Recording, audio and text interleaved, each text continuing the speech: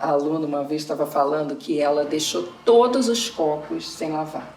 Eu quero ver o que eles vão fazer quando não tiver um copo limpo. Ela chegou na cozinha, o filho estava bebendo água na concha. Caramba, você Concha. Não, gente. Na concha de feijão. Pessoa criativa. Porque já deve ter usado todos os copos, as xícaras, grandes, pequenas taças. A única coisa que tinha conta era conter água. Mas ela falou, eu deixei, mas resolveu, viu? Resolveu, nunca mais deixaram copo sujo. Não, depois que bebeu lá, passou a humilhação de beber água na concha de feijão.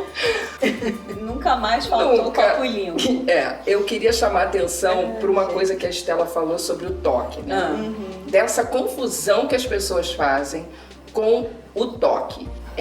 Toda pessoa que é organizada, o grupo que não é organizado em volta fala assim, você tem toque. Tem esse julgamento. Só para esclarecer, toque é transtorno obsessivo compulsivo, que é uma doença muito triste. Muito triste, é uma doença psíquica, né, que tem a ver com obsessão, né? A pessoa leva tudo ao extremo e é uma espécie de aprisionamento, né? A pessoa não consegue conduzir a vida se ela não cumprir determinados rituais rígidos de limpeza, de repetição, de checagem, né? Tem um filme que é maravilhoso, né? O Toque Toque. Não, eu ia falar do Melhor Impossível. Não, o Toque Toque ainda tem É uma série, não é? Não, o Toque Toque é um filme. Acho que eu vi no Netflix. Que com várias pessoas com tipos de toque diferentes. Então toda vez que alguém fala alguma coisa que ela reza, ou ela faz o sinal da cruz, o outro tem que repetir tudo que um fala, o outro repete, e a sensação que eles têm é que se eles não fizerem aquilo, algo muito ruim vai acontecer. Né? É uma fantasia, uma tem ideia. A ver com o fato de você escolher um lugar para alguma coisa e voltar com essa coisa para o lugar. É porque as pessoas confundem, as pessoas que não durmo sem lavar a louça, por exemplo. As pessoas acham que isso é um tipo de toque, porque que nem tem dormir sem lavar a louça um dia, e tem gente que não consegue. Mas não é pensando no benefício do dia seguinte, é pensando em como aquilo vai ajudar. É o planejamento, exatamente, não é o toque. Mas as pessoas acham, eu achava, né, quando eu, antes de me tornar uma pessoa com esse hábito da organização, eu achava que o meu marido podia ter toque, até por total desconhecimento. Eu falava, acho que isso é um nível de alguma doença, de alguma coisa, porque para ele tudo tem que voltar sempre para o lugar, as coisas têm que estar sempre arrumadas, organizadas, bonitas, limpas. Então eu achava que isso era um tipo de... Também tem uma questão aí, né? Não é toque, mas a organização também, aí a gente entra na questão da empatia. Tanto você tinha que ser empática com ele, como ele com você também, né? Porque a gente não pode se tornar escravo da organização também. A organização precisa ser a nosso serviço e não a gente estar a serviço da organização. A organização precisa estar a nosso serviço. E para isso é importante que a gente tenha um entendimento de que a organização ela deve ser o suficiente para a nossa vida. E não passar do ponto, né? Não passar desse limite, porque existe, é preciso que fique muito claro a diferença entre toque, que é o transtorno obsessivo compulsivo, que é uma doença psíquica importante, grave, que gera muito sofrimento em quem vivencia, porque ela aprisiona os seus hábitos, a pessoa só consegue dar um determinado passo se ela cumprir rituais de repetição, de obsessão, e tem a fantasia de que se ela não cumprir esses rituais, algo muito ruim vai acontecer e ela se sente responsável. E outra coisa é a gente falar de brincadeira, que uma pessoa extremamente organizada tem toque, na verdade a gente está relacionando isso a também uma obsessão. Então assim, é importante só a gente equilibrar essa ideia, porque a gente não quer ofender as pessoas que sofrem dessa doença, que é uma doença muito, muito agoniante para quem vive, e ao mesmo tempo, enfim, é uma brincadeira se referir às pessoas extremamente organizadas como tendo toque, mas existe uma diferença muito grande, né? Muito grande mesmo. De funcionamento, do entendimento, de áreas do cérebro. Então, assim, só para a gente não confundir, que isso seja colocado de uma forma que não ofenda nem quem tem, nem quem não tem. Então, só para não colocar isso num lugar pejorativo, né? Porque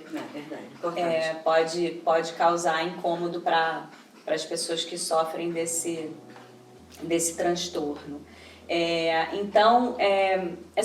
Assim, as pessoas muito organizadas também podem incomodar as pessoas que têm uma lógica diferente do seu entendimento, né? Por isso eu sempre volto nessa ideia do suficiente, porque a organização ela deve ser o suficiente para fazer com que a nossa vida seja mais fluida. E o suficiente vai ser diferente para cada casa, né? Para cada casa, para cada configuração de família. Por isso a gente fala tanto na organização personalizada. Quer falar um pouquinho sobre isso, Ivana? Sim, eu tenho plena certeza e consciência de que a organização é diferente de uma casa para outra, né? Que cada casa é um caso.